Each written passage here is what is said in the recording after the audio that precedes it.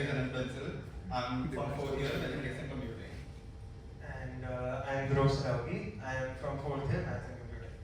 So we'll be taking a lecture on segment trees this year in algorithms. We'll begin with a simple exercise. Okay. So let's start with a simple problem. You're given an array of n elements. Okay. Where, okay, first of all, I just want to ask: is Hindi okay with everyone, or should I speak only English? It's fine, right? Okay, we'll try to keep it on. So you're given an array of n elements, okay? A1 and A2 up to an. And for now, let's keep the question simple. The question is: query the sum of elements in any given range L, R. So what answer do you think you'll have? Prefix sum. Say it. So basically, does everybody know the idea of prefix sum? Anybody who doesn't know, you can raise your hand. ठीक है. So हाँ ठीक है. So prefix sum is clear to everybody. ठीक है. So it's basically in the prefix sum array. What do you store? You store E at index I. What is the sum of elements from index 0 to index I? Right? And you can use that to find in O of 1 for each query the sum of elements from L to R. Okay. So now consider a different problem where you are required to find the minimum of elements in any given range L, R.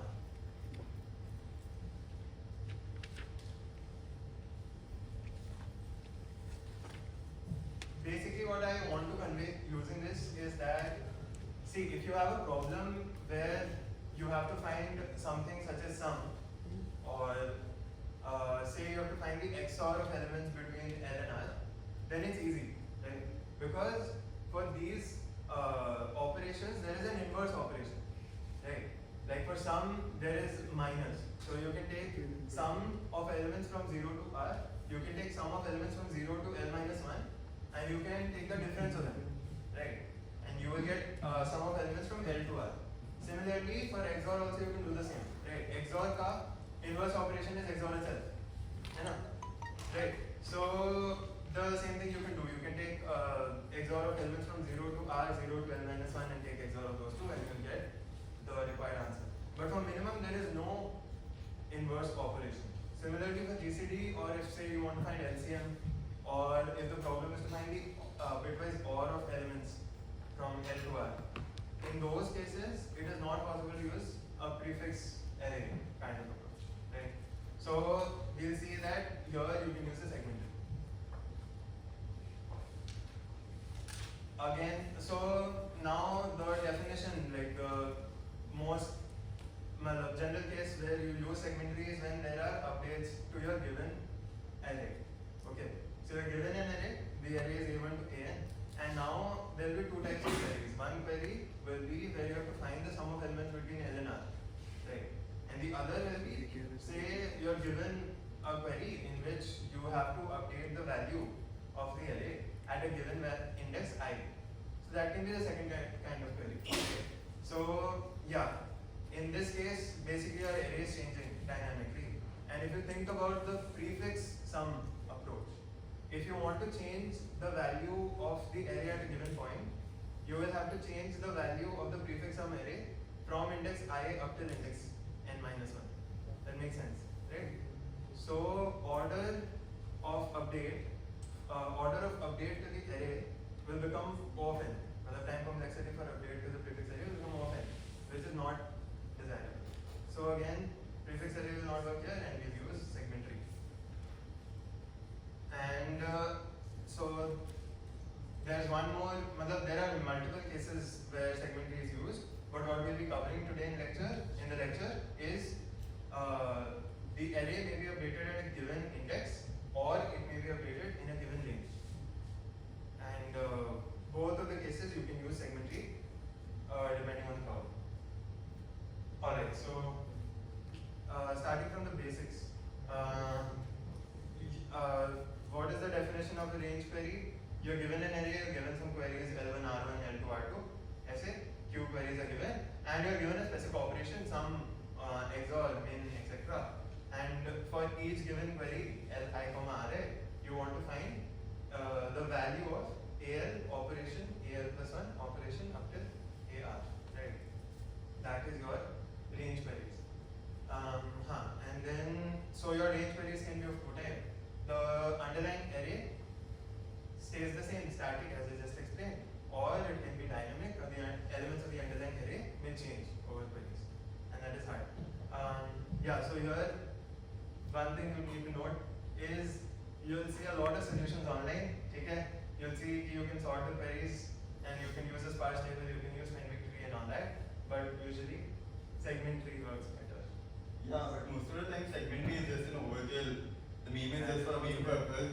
You can sorting the queries or using the sparse tables can give you better, the efficient code and as well as better results. Like in sparse tables you can query in order of one, and in segment tree it could be order of log n, which we'll see later.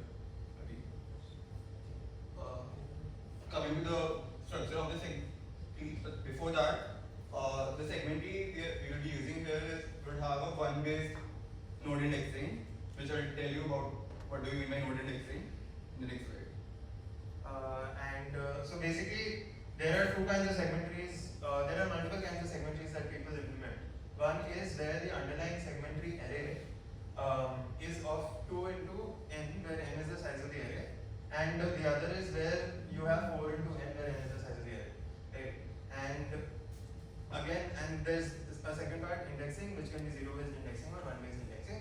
We'll be discussing of an easy implementation, okay, which is 4 into n and one-based indexing. Okay. So first of all, let me explain you how segment tree is structured.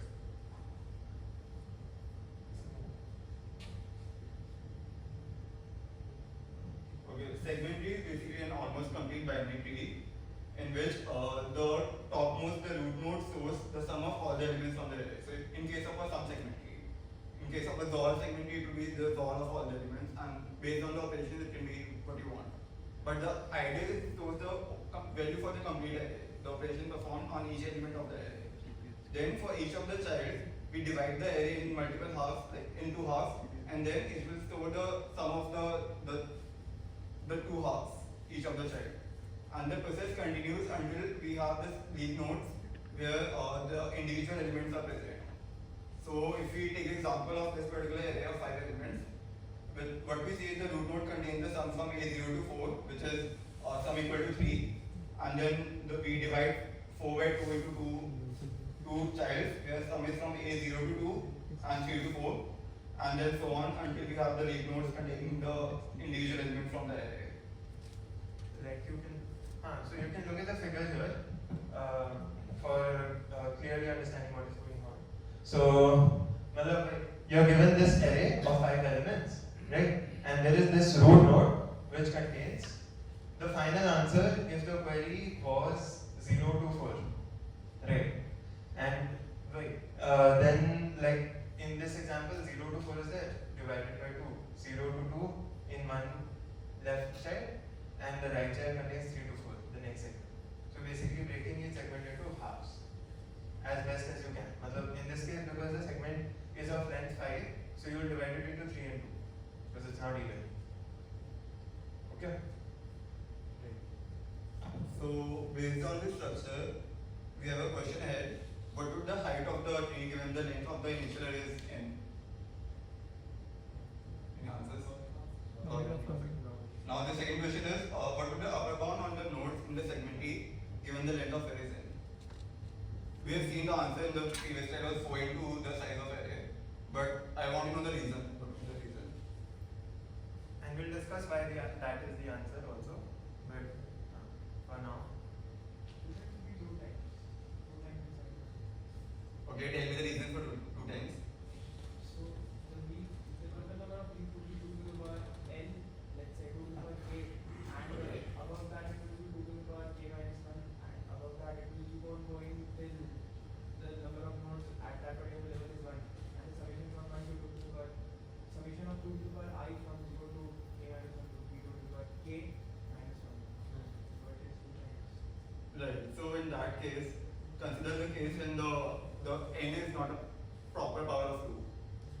So In that case, the last value would be 2 to like the number of nodes in that would be the seal of the 2 power log n. Get it? So in that case, the summation will be starting from like the root node will be 1, then 2, then 4, till the last row will contain all the n elements. So that would be last will contain this log 2 element, and we will have a seal on that because we will try to convert the proper power of 2. So it would be a summation from 1 to 4 till odd. Well, let's write it once. So basically, say you have a segment tree. The segment tree may the leaves contain the values, and there are bunch of extra nodes on top, right? That is clear to everyone, right? The leaves contain the actual array and everything else is ignorant. So this is level 1. Say this is level 0. Okay. Then there are 2 nodes here, and this is level 1, and so on we go till the last level will have to be level log base 2 of n plus seal, right? The last level will be log base 2 of n plus sealing. For example, in this case, in the example, we have some extra layers because of this wasn't the perfect power of 2. Yeah.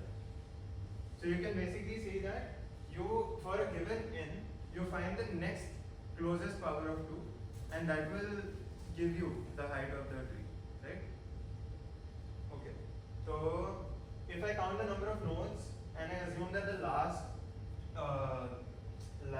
last level is completely full, if I find the number of nodes in the tree, then that will be 1 plus 2 plus so on, right? And यहाँ पे you'll have log base 2 of n का ceiling, and this is equal to what? 2 to the power. It is definitely less than 2 per log 2 n ceiling plus 1. Right? There's a minus 1 here. I've removed it. Okay? And then again I can remove the ceiling from here and replace it by log n plus 1. I can do that, right? So I get 2 log base 2 of n plus 2. I hope this step is clear to everyone. Removing a ceiling. And then, yeah, and this thing is equal to 4 times n. So 4n is definitely an upper bound if I assume that the first layer is completely full, the second layer is completely full, and the last layer is completely full. Right? Up until the second last layer, everything will be full, but the last layer might not be full. But we will see that we will assume, we will make an array which stores even the entire last layer. In the implementation. Another reason that for the strict inequality, we can have another advantage is we can start the indexing from 1 base instead of 0 base because of the strict inequality. If there would have been equality, that would not have been possible. But certain templates include the case of 4 into n plus 5. Plus 5 is for the safety if it exceeds the bounds of the array. And there are some implementations where the segment tree has 2 into n, which you were saying, right? But in that you lose some properties and it becomes harder to work with the segment tree. This is like the easiest implementation and it's still order of n space, so it's not a lot of problem. Okay? And yeah, okay, so we'll just I'll just explain how we store the segment tree. Okay. So does everybody have an idea of level order traversal of a tree? No. Okay. So I'll just do it for you and then it'll be very clear. So just take this given tree over here and answer example में है. In that, consider level 0. Level 0 में there's 1 node. So you index it by 1. Okay. Then you go to the next level and you start from left, you read until the right. Okay. So this node has been indexed 1. This node will be indexed 2. It's the next node. And then we go towards the right, you get index 3. Then you start from left on the next level, 4, 5, 6, 7. Right? So you get how I'm indexing the nodes in the tree. Clear? Okay? Okay. Now we will start. Now basically what I'm saying is, given these indices, I can assign these nodes these indices in a single array, in a straight array. Okay. And there is an easy way to find the left and child, the index of the left and right child of any given node. Okay. And the claim is basically, you can see how I have converted this tree into a single array, right? Niche, I just use the same indices into an array. Okay. In this array, you will see that the children of 1 are 2 and 3. That is 2 into 1 and 2 into 1 plus 1. Okay. Now look at the children of 2. They are 2 into 2 and 2 into 2 plus 1. है ना? 4 and 5. Agreed? And the children of 3 are 6 and 7. Again, 2 into 3 and 2 into 3 plus 1. And why is that the case? Consider basically up until any given level, you consider the tree. Okay, consider up until level 0. The tree inside the array occupies two places, 0 and 1. That is 2 to the power 1. Agreed? So now, basically the index of the next element will be 2. It will be 2 to the power 1 because it's 0 based indexing. So the next element will have index equal to size of the previous element. So this element has an index 2, right? And then if you consider tree up until level 1, that is 3 elements, with an extra nil element as 0, which represents nothing. So the array here is filled up with 4 elements, and the next element has index 4, right? So you can see that for the first element, you have 2 to the power 1 as index over here, and you have 2 to the power 2 as index in the next level. That is 2 into 2, right? And then the right child will automatically be 5 because we're starting from left and going towards right. Okay? Then, I mean, you can intuitively think from there, and we will not go into a formal proof. Okay? That for 3, you can fill in the details and you can see, okay, 2 into 3 will be the left child of 3. Okay? So let's go on from here. Basically, this will give us the index of the child nodes in the tree array we have given.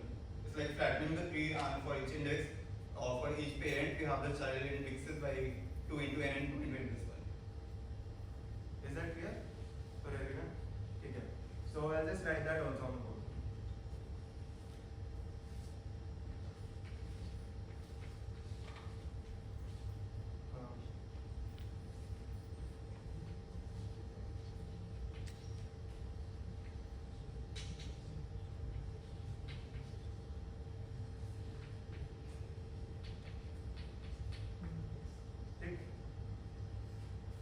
So what drove us started from the problem was of querying in our range. So initially we said the prefix sum, which had say order of 1 querying time and order of n update time. Or what we could have done is order of 1 the update time and order of n querying time. What segment is doing is it is converting into an order of log n querying time and order of log n update time. So it is kind of similar to the divide and conquer approach which you use for the famous example merge sort. We'll see it how. So coming to the construction of the segment tree, it will be a bottom to top construction approach. At each internal node, what we'll do is these two steps. First, we recursively construct the values of each of the 2 vertices, and then we'll combine the values computed for each of the child vertices. So I'll walk you through the pseudocode. The line 1 is just if you have reached a particular individual leaf node, we'll just equate the value of the array to the segment tree array. Okay, so before that, you can just see the function signature. Okay, the construct segment tree function. There are 5 values that it is taking. Okay, the last 2 are just the array, the underlying array which you want to represent in the segment tree. Okay, and the first 3 are basically the first value is the index of the node. Okay, this index that we were talking about, the indexing of nodes, 1-based indexing of nodes. For example, in this case, 1, 2, 3, 4, 5. These indexes of each of the nodes. Okay, and the point of passing this as a function parameter is, initially I can just pass 1, right? To the first function I can pass 1, and then I know can just take this node and pass 2 into node as the index of the left child, right? I don't have to think. You know? Same, I can pass 2 into node plus 1 as the index of the right child. That is why this is a parameter of the function itself. Okay. And similarly, there is L and R. L and R represent the range over which this segment is there that we're talking about. This particular node is covering the range it is covered by the particular node. So if L equal to R, that means the node is covering only a single element of the array. So we'll just equate with the value of the array in the statement 1.1, and then we will do the divide approach. We'll choose the we divide the range into two halves, L plus R by 2, which is M, and then recursively call on the both of the halves. On the left half for the left child 2 into node, and on the right half for the right child 2 into node plus 1, and then we'll call the combined statement, which is the merge part of the process. So in case of some segment tree, it would be just sum of seg 2 into node plus segment 2 into node plus 1. Yes, and you can see the last line that we have written here. So the last line is basically saying that to construct the entire segment tree, now because this is a recursive function, all you have to do is call construct 1, 0, n minus 1, right? So the first node, all you have to think is the first node will have index 1, right? So you have to pass 1 as the first parameter. Then the range of the first node will be from 0 to n minus 1. So you pass 0 and n minus 1 as the next two parameters, right? And then the last two parameters are fixed, that is array and n, right? That is just to pass the underlying array. With this, you will be able to construct the entire segment. Any questions?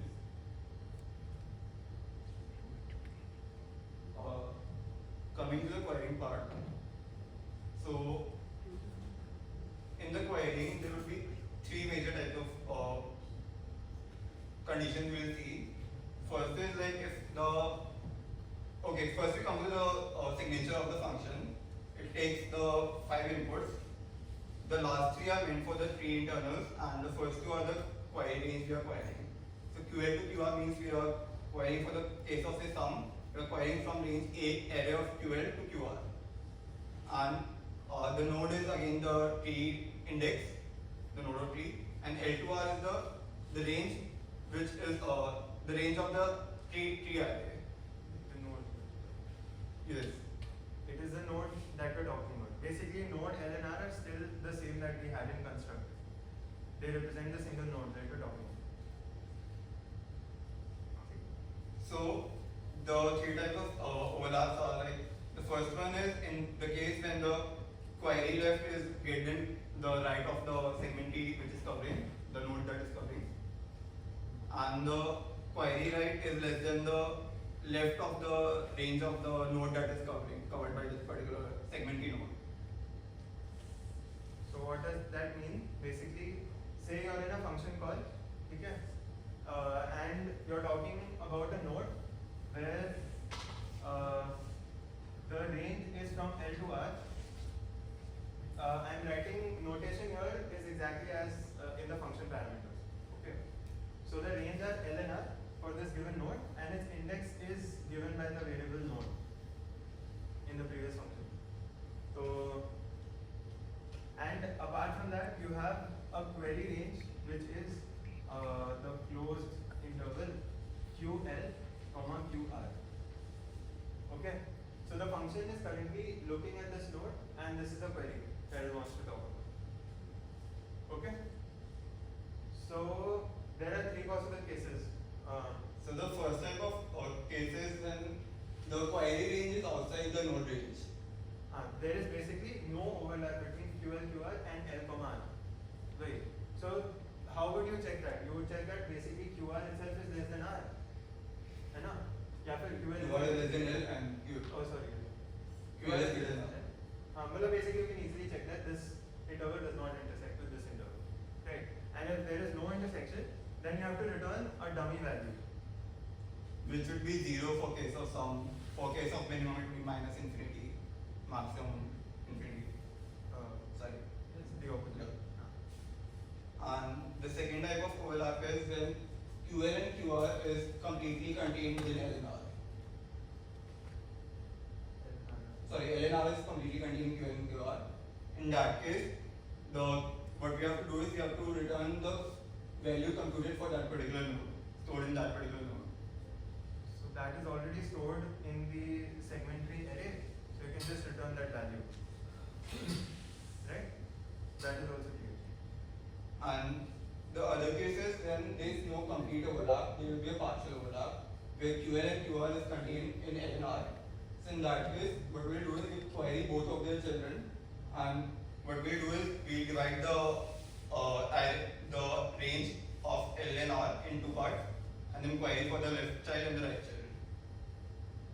So the syntax is just you do for the left child to the node from N to M and then to the node plus 1 from N plus 1 to R. And then you combine both of the results obtained and return the value.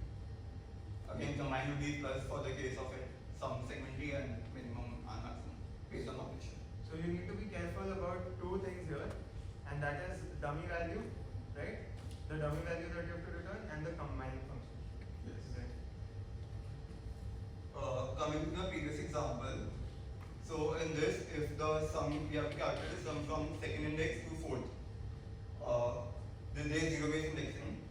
So we'll start from the root node. What will? And this is basically a dry run of the same code that we just saw.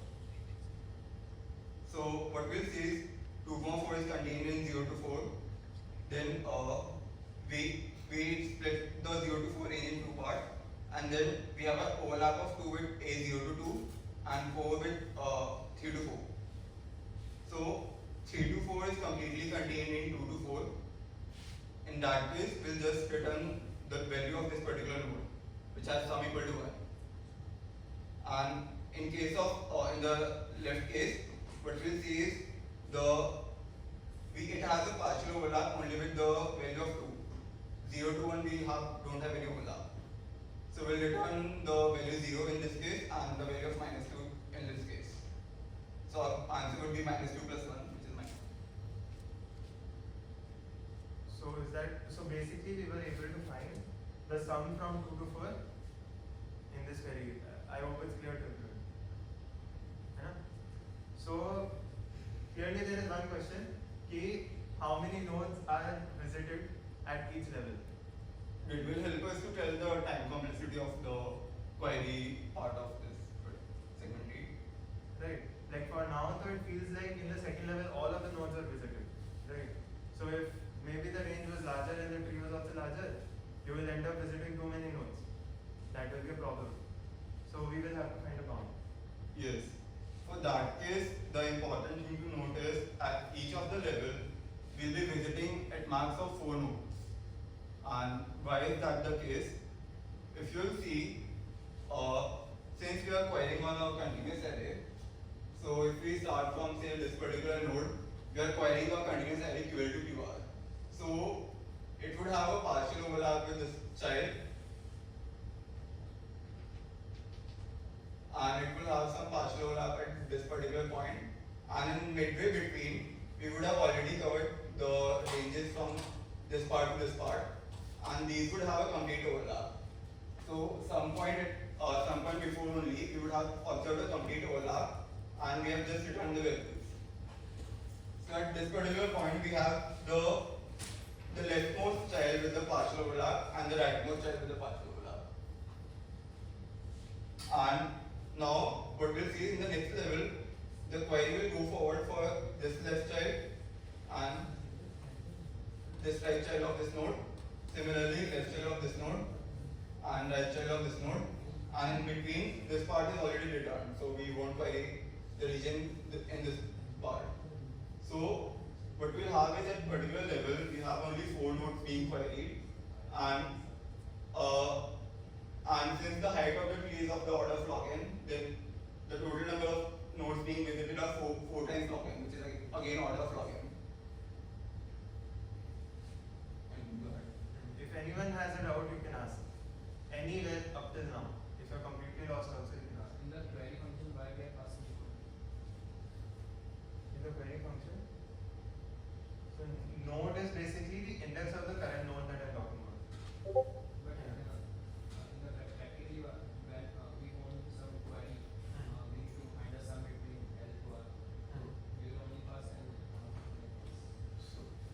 That would be, say, this is, say, your segmentary class. You have the private class implementation of query, and within that, we have a public function for query, which will be L2R.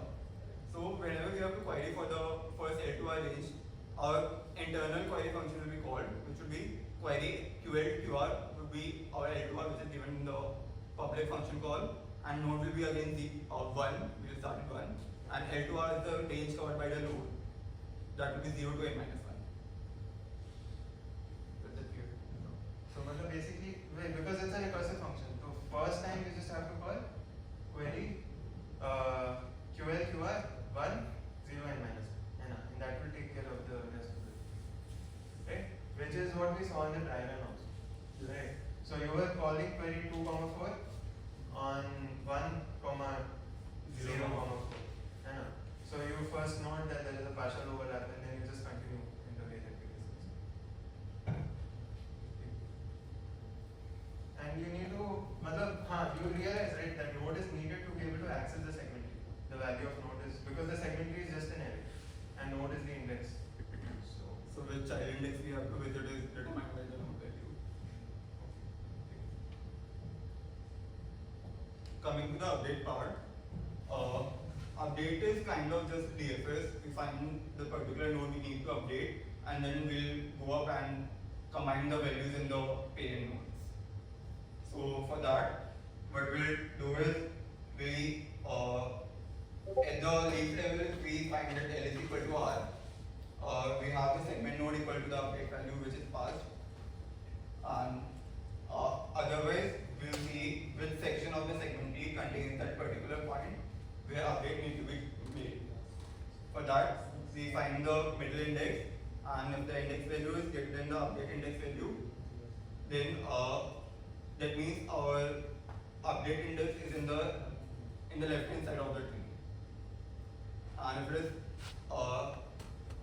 less than the index we need to update is less than the middle index, that means it is on the right hand side of the tree. And then we'll update the particular side of in the particular subtree, and then we'll merge combine the segment tree. Combine the both values to update the segment tree at that particular node. So this will also be clear with an example. So here there's just one thing, that if L is equal to R, that just means that we have reached a leaf node because it's a single element. So that is why we are directly updating the value of segment at node. Okay. Coming to example, in the previous example, here we are updating the node A2 to the value of 3. So we'll start with the value of node index is 1 and L and R is 0, 4. And my update index would be 2. So we start from here. 2 is contained in the range 0 to 4. So, and I divide this range into 2 halves, 0 to 2 and 3 to 4. 2 is contained in 0 to 2. I'll again divide into 2 halves, 0 to 1 and 2 to 2. 2 to 2 is the leaf node, and I'll update the value as sum equal to 3. Then I'll go backwards and see I need to update the value at the parent node. So for that, the combined step is called, which is 3 plus 4. The value is equal to 7. Then 7 plus 1, the value will be updated to 8. So this is basically how update works. So like you can just look at the code once again. Just after that, after the dry run that you see. So here, if L is equal to R, that is basically we have reached the leaf node, and you update the segment tree, right? And then you find the middle index M, and then what do? You basically check if in the left, basically if the update index is in the left child or if it's in the right child, and you only call update on that child, basically the child that contains the index, right? So kind of a property is maintained here that whenever update is called on a node, that update index is part of that node, part of the range in that node, right? That is clear. Right. And that will be true in the first call also, because in the first node, all indices are there, right? That is, it is the entire array. So there will be no issues. So this is basically the segment tree for the point-wise update. We are updating a particular value and we are calling in a range from given from L to R. So the multiple things you need to consider for this particular template of segment key. First is which type of data we want to store. It can be, it will be covered in example, it will be pair of some important things or particular the single numbers, which we'll see in the examples, and what type of operation we need to perform. Say GCD, minimum, maximum, sum, XOR, bitwise OR, and other operations. And for the combine operation, we need to implement the combine function, again based on the type of operation we need. So wait, here, here till now we took for granted that we are taking data as int, right? In all functions, like for example, whenever you're doing a query, you're assuming that the return value will be an int, but that might not be the case, right? So, and you will have to be careful about what kind of data you want to store, because the problem will not directly be a segment key problem. You will be solving a subpart of it using segment key. And we saw that there were two other things, the combine function and dummy value, right? That you need to be careful. So, Coming to the examples. okay, so let's take an example of this question. Okay. So till now we saw that you're given a segment tree, you're given a problem, okay, in which you want to find sum or XOR or basically simple operations, minimum, maximum, everything. And you could directly use the segment tree that we just told you, right? With a small update to the combine function, the dummy value, right? And the data type will stay into it. Everybody agrees with this, right? Now we will see a question where this changes slightly. So you're given an array of n elements, a1, a2 up to an, and you have to find maximum element and how many times it appears in the array. Both of the things. And the updates are point updates. Point updates means basically I'm updating a single index in a single query. Okay, so Anyone wants to give it a try? random ideas you can shoot at us.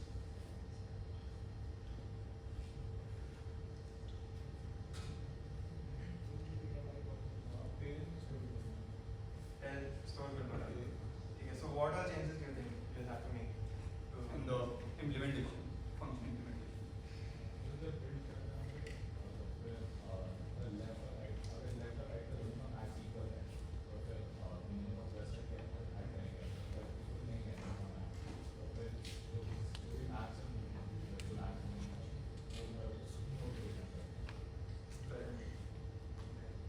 Yeah. Right.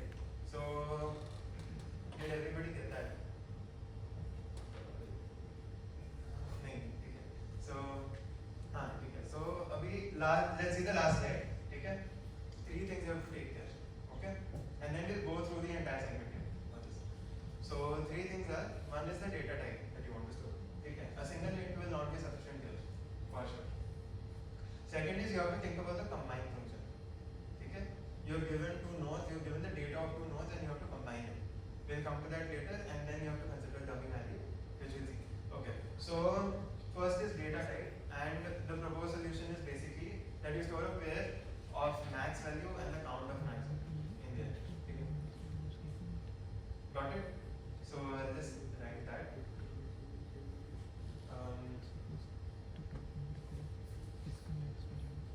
अच्छा we have a slide first. ठीक है. So as you can see in the first line itself, कि the data type is changed from int to pair int comma int. ठीक है. The second step is combine step. तो combine step में the entire ingenuity comes in. ठीक है. So what you have to see, that basically you will have the pair int comma int, basically the max value and the count of max value of left child and max value count of max value of right child. ठीक है. And you have to combine those two. So it's kind of clear कि कैसे करोगे. You have 2 max values, if they're both equal, then return max value comma sum of counts, है ना? And if either one of them is larger than the other, then return that count. So you can see that this code is doing exactly that. Okay? And next you have to consider dummy. So dummy variable is important. Dummy variable के लिए क्या करोगे? What will you do for dummy variable? Basically you will make pair minus infinity comma 0. है ना? Its count itself is 0 and you make it minus infinity, so anything else will override it. here, the only thing you have to worry about is that you will have a partial overlap with one node, right? You have a partial overlap with one node. You divide it into two segments, the left child and the right child. Okay? And now the left child, say, has no overlap and the right child has partial overlap or complete overlap. Okay? So the only worry is the left child will return dummy value. Right? And right child will return some actual value. And you want to be able to discard dummy value in the combine function. Okay? That makes sense? So here that is happening for the given combine function, so it's all going to work. Okay? And one more thing that you have to worry about is the initialization step. Basically when you reach a leaf node and you have the value, then how do you create the basic entity? Okay? So basic entity here is going to be the value of the node, the value of the element and its counter sum. So simple. Okay? The question is solved? Okay. Okay.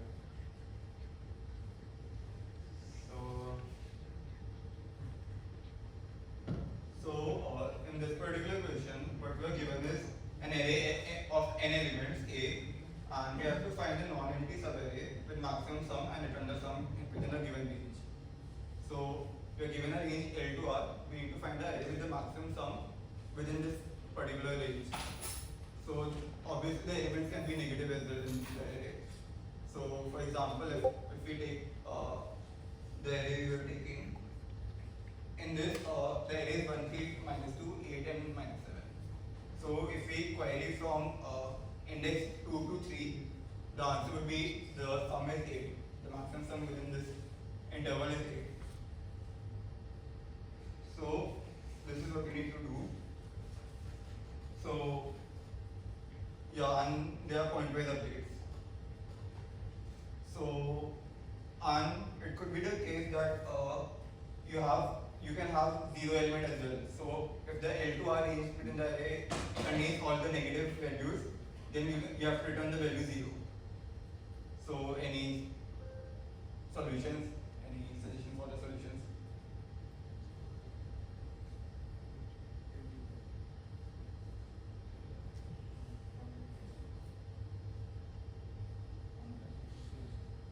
For maximum sum, we can directly use Kernel Directly use? कौन सा है? which अच्छा, is what is that? अच्छा gradient. That would not work because you are updating the values at a particular Point point. of view.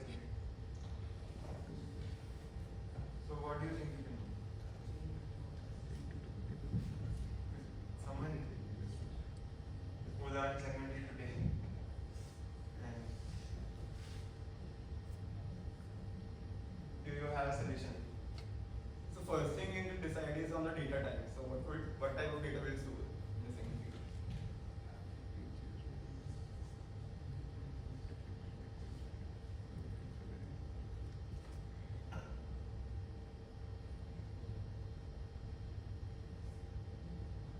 You can store a lot of overhead of data. You store the sum and the maximum sum in that range. अच्छा sum मतलब total sum of them. Total sum and the maximum.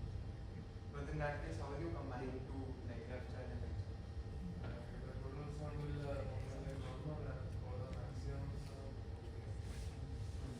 You are in the right direction. And maximum prefix sum and maximum suffix sum to combine. And along with max sum and And total sum and maximum sum.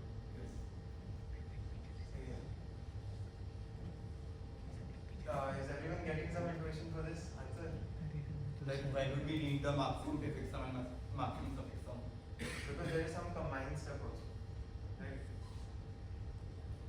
Huh?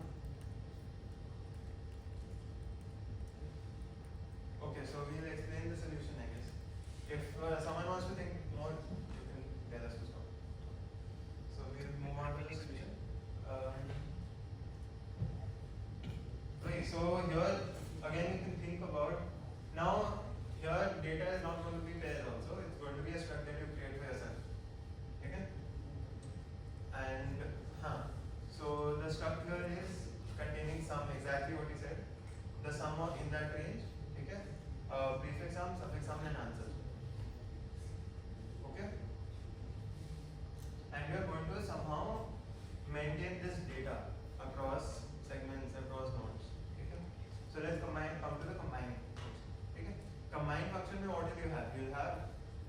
data from left child, this data from right child.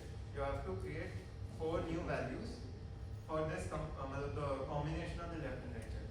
Okay? ठीक है? So क्या क्या हो सकता है? मतलब what all you have to do? मतलब first you have to see कि जो resulting data है, the one that you have to return, उसके अंदर the sum is going to be the sum of left child and right child. Easy one, है ना? Agreed? Then you have to think about prefix sum. ठीक है? Maximum prefix sum. So maximum prefix sum is basically possible in 2 ways. One is the prefix sum is completely contained in the left child, है ना? Or it crosses into the right child. ठीक है? If it crosses into the right child, that prefix sum will be L, मतलब the sum of the left child and the prefix sum of the right child. Make sense? है ना? हाँ. Basically, the sum of the left child, that would be for the case of suffix, but we have the sum of the right child and the suffix of the left child.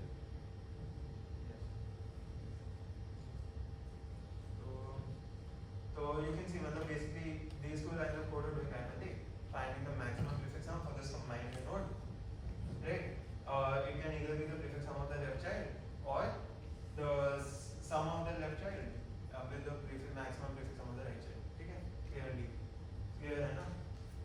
I hope. ठीक है? And similarly you can find the maximum suffix sum, and then you can find answer. Now in answer there is one tricky part. Okay. So think about the answer in the node that you are currently in. ठीक है? The answer will be the sum in a given range. ठीक है? That range will either be completely contained in the left child, completely contained in the right child, or it will cross from the left child into the right child. Make sense? है ना? Right? So if it is completely contained in the left child, it will be the answer value of the left child. ठीक है? If it is completely contained in the right child, it will be the answer value of the right child. And if it crosses over, then it will be suffix sum of left child, maximum suffix sum of left child, and maximum prefix sum of right child. Right? Makes sense. है ना?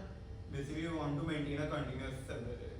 So left child का suffix and right child का prefix. ठीक है. So with this you can basically create the entire data structure and return. है ना? Makes sense. ठीक है. Then you think about the dummy. So dummy से पहले let's think about initializing a given data. ठीक है. So you are at a node which contains a single index and you want to create the data. So you can make a function, make data of int val, where val is the value at that given index. ठीक है. So clearly the sum, prefix, suffix and answer both will be these. All of them will be these values. I hope it's clear. है ना? Okay. Because we made it clear, right? The question here unfortunately said non-empty subarray, but the actual question is any subarray. The subarray can be 0 also. Okay. So even if there are negative elements, you will return 0 in that case. So इसीलिए here your initializing answer maximum prefix sum and maximum suffix sum is max of 0 and val. Right? Clear. Okay. And the sum will be val only. So that is clear. Okay. Okay. So now we will come to updates in a range. Okay. And okay. Any questions for the previous problem we discussed? If anyone has questions on this. Any questions you want to ask or anything? Okay. So range update. Okay. So basically now the approach will be that you can't update a single value, right? And you're given a range. So the range may be of length n itself. So even if you're able to update a single value in O of log n, you will take n log n in a single update if you are doing point updates. है ना? So you can no longer do point updates. I hope that is clear. है ना? So now you have to think about ranges, and we know that ranges are kind of stored in the nodes, right? So what you can do is you can update nodes higher up in the tree, right? So say for example you want to update from index 2 to 5, and you have a node in between which is from 2 to 3. So instead of going to the children, you can just at the node 2, 3. Okay? So you're storing the updates that need to be made at the children higher up to the tree. Okay? Okay, and the idea is basically you will apply updates only when it is necessary. Okay? And we'll come to that. The reason for that is we again want to update the range in login. So we want to reach at particular login node in our update function call. So that will be again 4 times at a particular level. If we go to each of the point in the segment tree, that would be n at a particular level. That would cause n log n up the update range update time. What we want is log n range update time. So we are updating in a particular previous level where there is a complete overlap. Right, so now update will look like query only. Okay? Because query had a range and you subdivided the nodes that you were talking about until you found complete overlaps and then you were returning those values. Right? Now what will happen is you will have ranges over which you will be updating. I hope that makes sense. We will look at the code and then it will be more clear. So how will you do this? You have the original seg 4 into n valid array which stores the segment tree, and with that we'll store another array which is the lazy array. This lazy array stores the lazy updates. Okay, and lazy updates are again of size 4 as well. Basically with the entire segment tree but with another set of values. Okay, so you can see basically the lazy array stores updates that haven't been propagated yet, right? You don't want to go down because the login here, it wants to log in, and updates are applied only when the node is visited in a query. Okay, so we'll see. So सबसे पहले let's start with propagate. Okay, the example of propagate. Okay, so we'll come back to propagate later on. Okay, let's see first query and update. Okay, assume that there is a propagate function, okay, which checks if the current node has some pending update, and if it has some pending update, it just does that update and pushes the update down into the two children. Make sense? Okay, clear it? Basically, the purpose of propagate is just to update the values which are not yet updated. Okay, so now look at basically we'll have update function. It's mostly the same, but you will have small changes. Okay, so first of all, clearly there is a change in the function signature itself. Okay, there is one update value, but instead of an update index, you have a range over which you want to update. Okay, QL and QR. Okay, you have a range over which you want to update, and this is the update value that you want to do. And okay, and then there is these three values, which is node, L and R, both of the here. Okay. So first of all, what you do, as soon as you reach a given node, you call propagate. Okay. So the propagate, what will it do? It will basically see if there are any pending updates and push them to the left and right child. So this node is clean. There are dirty nodes on the left child and the right child, but we don't care about them right now. So we'll just have to handle the current node. Okay. Then you see if the update range has any overlap with the current node. Basically, the way we did in query. Okay. So three cases arise. There may be no overlap, right? If there is no overlap, then no update needs to be done, and you can just return. Okay. That is clear. You can look at the code, see what I'm trying to say. The second case is that there is complete overlap, right? So this entire node needs to be updated. Okay? Right? In this case, what do you do? Because right now, lazy node is set to 0. That is basically my code saying that lazy node, well, the current node is not lazy. And you have set that value to update value. Okay? So, does that make sense? If there's a value like, let's say you have to for some 1010 megabytes, so like there's something in the lazy node already, right? 10,000. So I think it should be lazy node is equal to operation of lazy node and update value. Yeah, but see, for that what I did propagate at the start itself, right? So after propagate, That the, was the initially it was a dirty node. Now it is a clean node because they propagating the dirtiness in the children. so इसलिए I don't need to worry about that one. Beyond that time. ठीक है. So basically what this line means is I am saying कि I am not applying updates beyond this point in the tree. I am storing what needs to be updated in the lazy array and the update value is update value. Okay? So imagine the question, underlying question was कि you are given an array, ठीक है? And updates will be you have to add a non-negative. Basically you have to add a positive value to elements in a given range. That is your update. Okay? Range updates. So for that, I guess it makes sense, right? If lazy node is 0, there is no update at the current node. And if lazy node is anything positive, then it is that some update needs to be made. Okay? So you can think of that. Clearly there is one third case. There is partial overlap. Partial overlap means you can't update this node entirely, right? So you have to update its left child and right child. And after you have updated the left child and right child, you can just combine. Okay? Now, I think there should be one question that you should be asking me, and that is when I call combine over here, if you think like deeply about this, when I call combine over here, say there is a complete overlap with the right child, okay, and something with the left child, which we don't care about.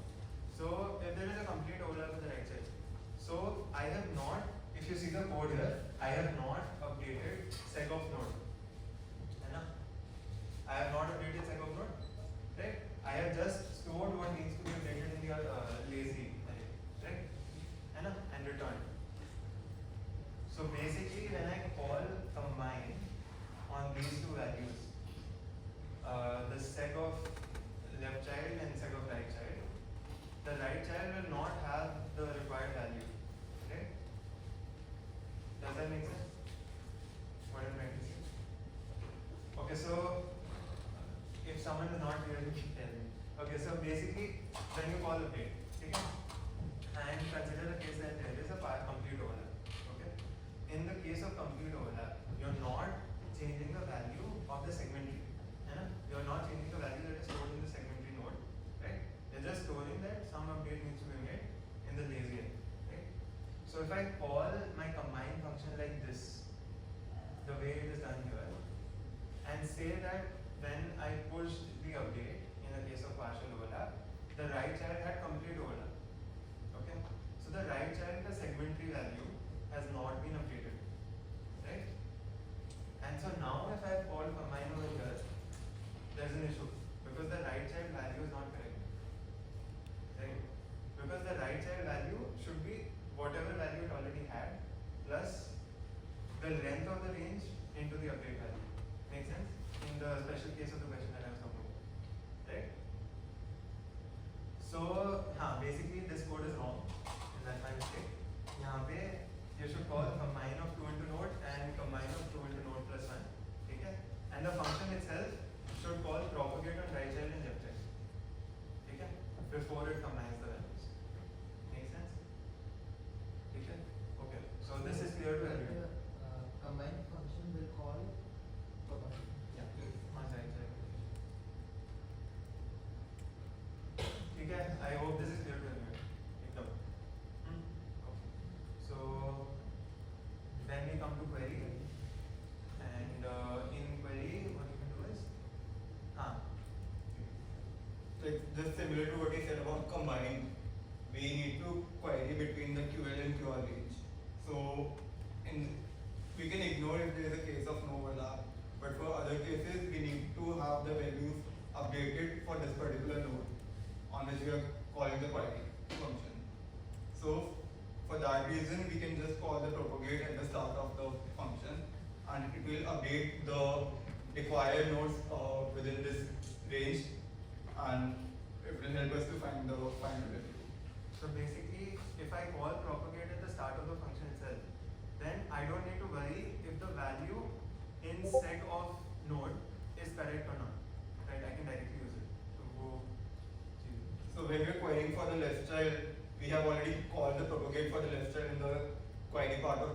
particular, and when you're merging in the parent, we have focused that the child has been already updated. So the merge step would be easy for us. Now coming to the propagate code, we'll take example for the sum segment B. This is summary. I think we talked about this already. That how will you update the segment of node? Basically segmented. So first of all, if lazy node is already 0, right? Well, basically there is no update at the current node, then just return. Don't do anything. Okay. Then next part is that the lazy node is not empty. So what do? You update the value of segment node, you know, with this value, which is the length of the interval. Okay, length of interval into the update. Okay, the value that I need to add in all of them. Okay, here, and then basically if start is not equal to end, basically I'm not used to leaf node, then you will so here what is happening, look at this code clearly, carefully. Okay, so over here when start is not equal to end, okay, matlab here it's obvious that what you do, you will look at the left child and you will look at the right child. Okay, and left child means lazy 2 into node plus is equal to lazy node. Makes sense, right? Basically now everything in the left child needs to be all values in the left child you have to increase by this value. And if there was already some value stored in lazy 2 into node, then that is also taken care of. Right? That update is combined with this update. Right? Does that make sense? There might have already been an update in the left child, and you're kind of combining that with the current update, right? By adding. Okay? This is useful because in other questions it will not be so straightforward. So you have to think about that carefully. Okay? And again in the right child you're doing this one. Lazy of the right child plus is equal to lazy node. So clear, right? And then because now the current node is clean, right? All the places have been made to the current node, so you can set lazy node equal to 0. Return. Make sense? I hope it's clear. Okay. Okay. So if you talk about propagate in an abstract sense, basically what all you want to think about. Okay. सबसे पहले तो ये just checking if there is a pending update. Okay. That might not be as simple as checking if a value is 0. Okay. So you have to check if there is a pending update, and if not, then just return. Then second is update the current node value based on the pending update. Okay, that you can do. Second and third is that you have these lazy values of the children and you have lazy values incoming from the parent, right? And you want to combine them. So you should usually, in this case it was not necessary, but you can write a combine function here also. Okay, combine lazy kind of. Okay, I hope that makes sense. Why you need a combine lazy. And then you have to set lazy value to no pending update, whatever that is stored as in your physics scenario. Ekdam clear hai? I hope it's clear to everyone. If anyone has a doubt in this. Okay, so moving forward, we have one question. Okay, so the question is like, the story is like there's a treasure land where we have an array consisting of gold chests which have coins, gold coins. So these chests belong to two friends, Raj and Avish, and these are represented by 1 and 0. 1 means the gold chest belongs to Raj, 0 means it belongs to Avish. And we are given different type of queries and some type of update and some type of query we need to know the owner. So what we have is, for the query type 1, we have R and B, which means in the range from A to B, we will change the index from range A to, the owner of range chest from index A to B to Raj. In case of capital A to B, we will change the owner of chest from the index A to B to Avish. In the case of query I A to B, we will inverse the owner. So if the index 3 has the owner as Raj, we will change it to Avish and Avish to Raj. And the final query is A to B, in which we need to know how many goal chests belong to Raj from index A to B. So any ideas on how we will proceed with this problem? The array is definitely a binary array, saying who is the owner of this chest. Because it is clear in this context that we'll be talking about a segment tree. So this is basically an implementation problem, but think clearly what all do you need to implement it, and what will be the logic for it.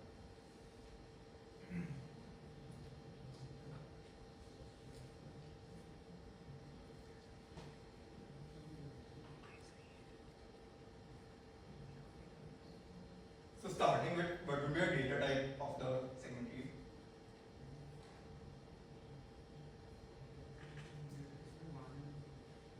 Right? Yeah, so we can just take integer in this case. Because you have to count, right? Eventually, the one query in which you have to return, you have to count the number of ones. So you'll store in segment. And remember, there are two arrays, right? Segment tree and lazy array. So now you have to think about the data type of lazy array.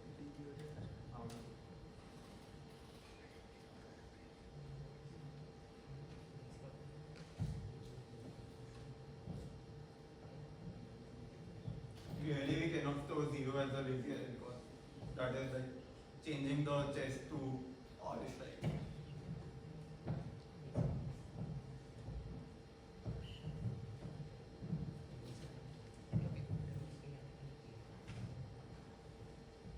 So, matlab, random suggestions, just whatever you think can be possible.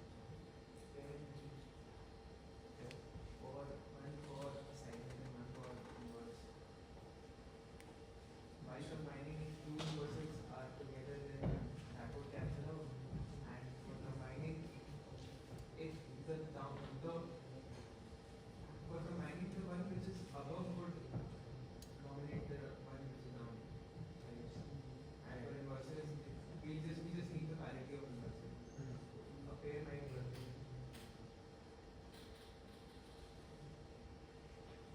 That can be done. Right. Did everyone hear the solution? Or should I just, like, it is part of the solution, right? And it is pretty good.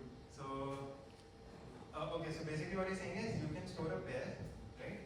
Where the first value stores a kind of assignment, the kind of assignment you want to do. It can be nil, it can be 1 or 0, right? Okay, that makes sense. And the second value is inverse, if there is an inverse or not, right? So when you want to combine these two pairs, basically if there are two inverses, like if you want to combine the parent and child, if there are two inverses, the inverses cancel out. If there is a single inverse, the inverse stays. And in the update part, you can just store the parent's update, right? Because that will override the child. Okay? Does that make sense? And query will be similar. If you think it does not, then just say it.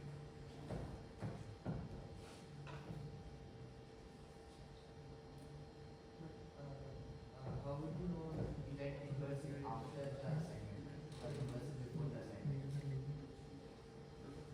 Right.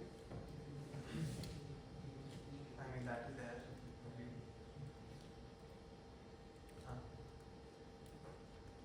Okay.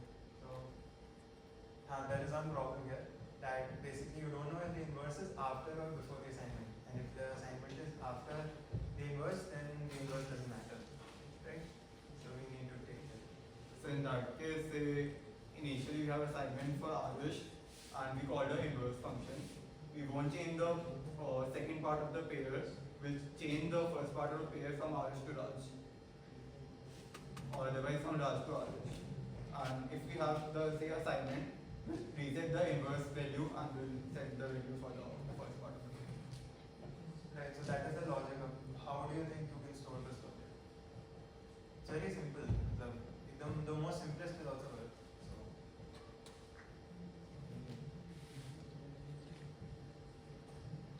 see, because I'll tell you the solution that I was thinking of at least. So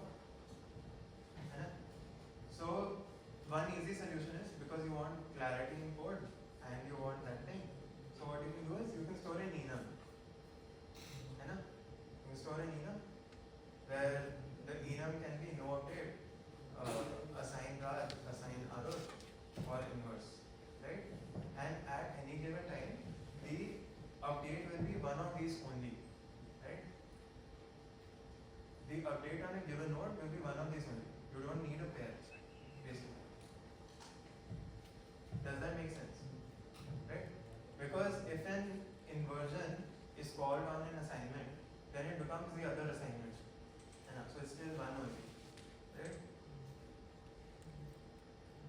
And that way you can think of all the other projects. So now you can tell me basically what all functions do you think we should update? All arguments except for inverse.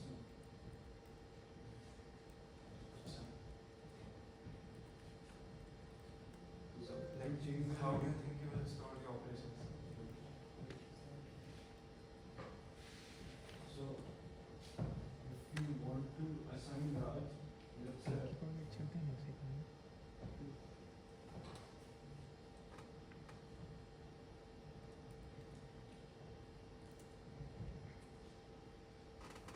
What you were saying is, I think this updating part, like for Raj will just assign the value as 1, for Harish will assign the value as 0, and for the invert will assign the particular agent corresponding value. Is that what you mean? yeah.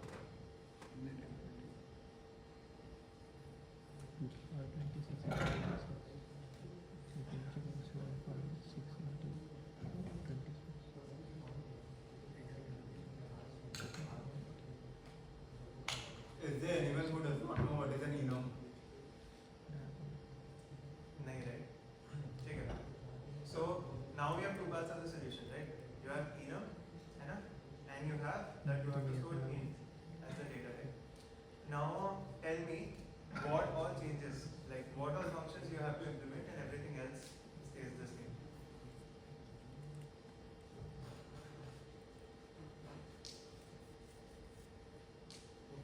Very right, yes. हाँ, so one will be propagate. ठीक है. So propagate के अंदर what all do you have to take care of? We will have cases for propagate. So like if it is large, then we set the like the vector, like the original tree vector to r minus n, and if it is rh, then it will be 0. And if like it is inversion, then it will be like r minus n minus the original value which was already stored. And if it is no, then it will be, and then we will update the lazy to no change, and we will propagate the same to the child. So basically in propagate you have to take care of one thing, which is combining the parent's dirty bit with the child's dirty bit, right? And then setting parent as not dirty. That's all. And that is propagate, and also you have to update the current value of segment tree, right? Based on the current value of the dirty bit of parent. है ना? That is also easy. That also you can do. ठीक है. Okay. What all other functions do you think they'll have to change?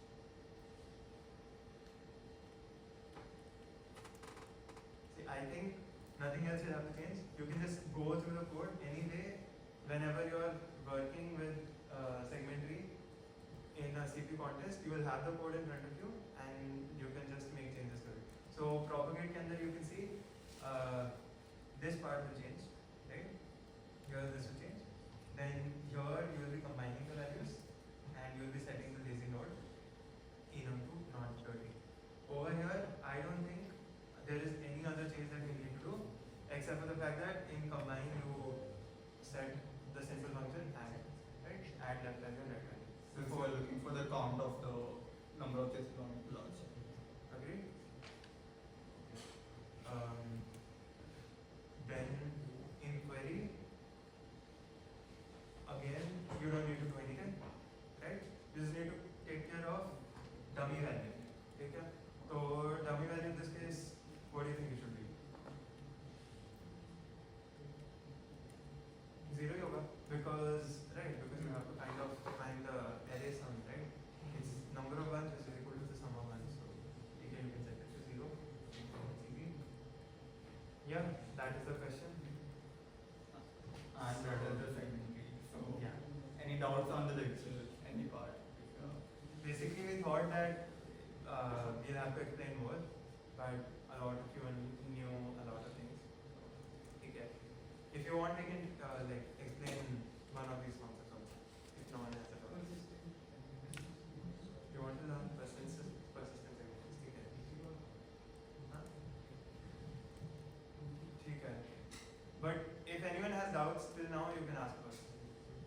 before we move on.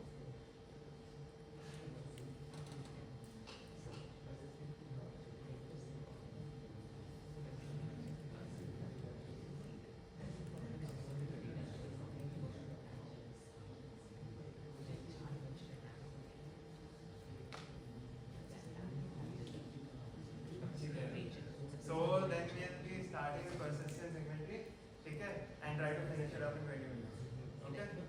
It's not very difficult, it's very easy actually. It's not that heavy a concept. So basically the idea is, okay, so you have a tree in front of you, right? You have a tree in front of you, okay? So till now what you were doing is you were doing very optimized code. You had code in which the tree was stored as an array, right? In persistent tree, the problem is that you're given a tree, okay? And then at each update, the tree changes. But you want to store the previous version of the tree as well. Does that make sense? I know. So, matlab, say you have 5 update queries, you want to store 5 different versions of the tree. Okay? So, how do you do that? Basically, now the one thing that we'll have is you can't store the tree as an array. Okay? It is not so simple. You will instead create a class. Okay? You will create a struct. In that, you will have some values and you will have pointers. Okay? Those are pointers to left and right. Okay? Left and right.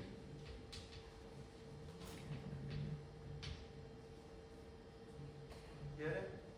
Okay. And so, isse basically what I'm trying to say is I will be storing this as an object pointing to its left and right side. Okay? I'll be storing these two as objects and so on. Okay? The tree will be an actual tree. Now, the concept is very simple. So, say you do a point update. Okay? So, you consider a point update. For a point update, what will happen? Say the point update is this. The tree is only this much, and you want to do a point update at this index. Okay? So, if you want to do a point update at this index, think about all the nodes whose value will change. Okay? The node whose value will change is this node, right? This node and this node. It's a log and number of nodes. Okay? So what do you need to do? You have a tree structure. You create 3 different nodes. Okay? Kind of think in 3D. I think that's how it is. So say the original node was n1. This is root number 1. Like this is basically the root before the query was made, or the update query was made. Then what you can do is, once you make the update, you create a second node over here. Okay? You create a second node over here, which is the updated version of this node. Okay? Then for this node, you can create an updated version. Okay? Imagine them to be like in 3D in front of this. It will be easier to imagine. Okay. Now, for the new node, you can make it point to the new right node, but to the old left node. Okay? Make sense? And you can create a new root node, which points to the old right node and the new left node. So, what is going on? Basically, you had one base tree. You introduced log and number of new nodes, right? And you created a new root, which is n2.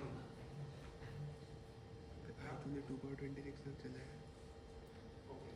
So, what is happening here? You basically have a new root.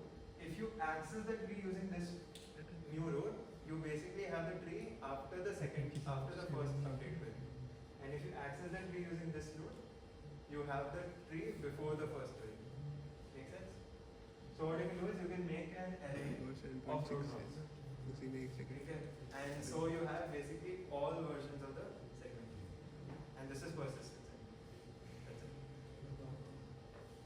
Simple enough. Okay, and for range of bits, I have studied with myself, so I So really for segment tree base, it's a very advanced technique. We just get rotated to discuss if we need to include that for further reviews or not. So you would see a question mark here. But it is rarely used in at least in code forces to contests. Kind of, even I haven't said that, but kind of like manipulating the segment tree for some particular specific task and efficient solving.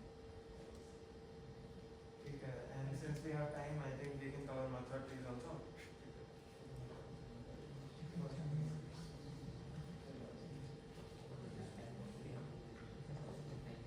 Okay, should we stop the lecture here or do you want to study Mozart trees?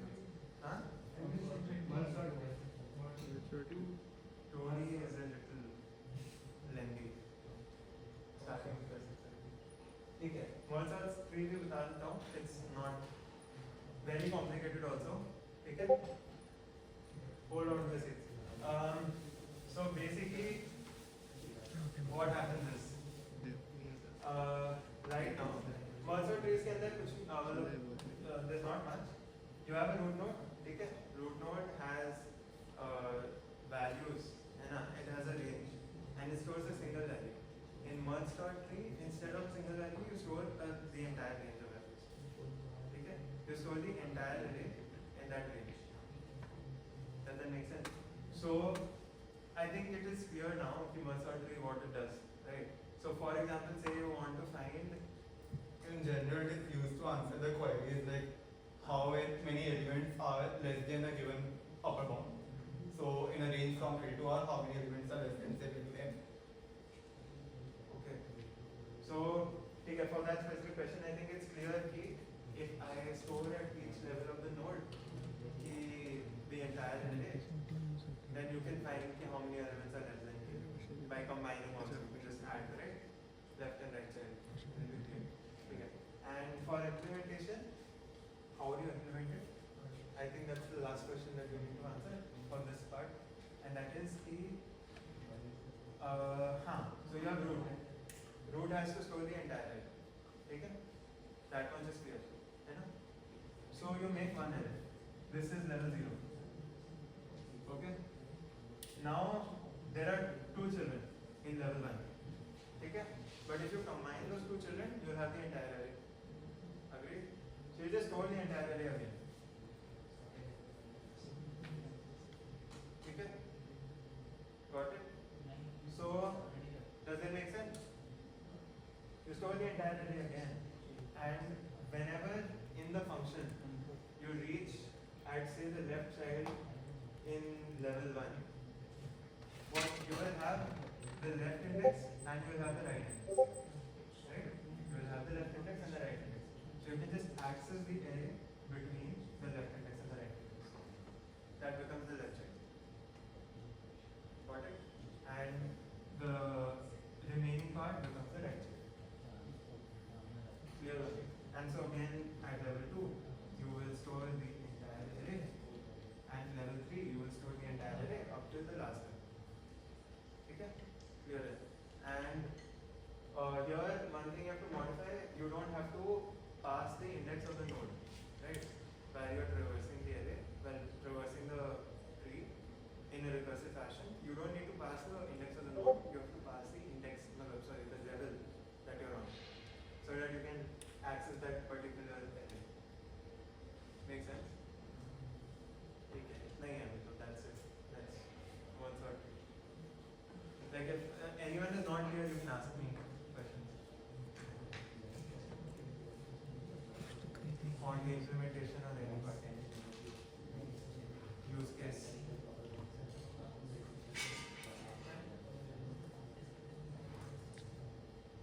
Also in the presentation we have attached some problems. If you visit the second link, it would have problems from beginner to advanced level inside and for the practice. Again, no doubts.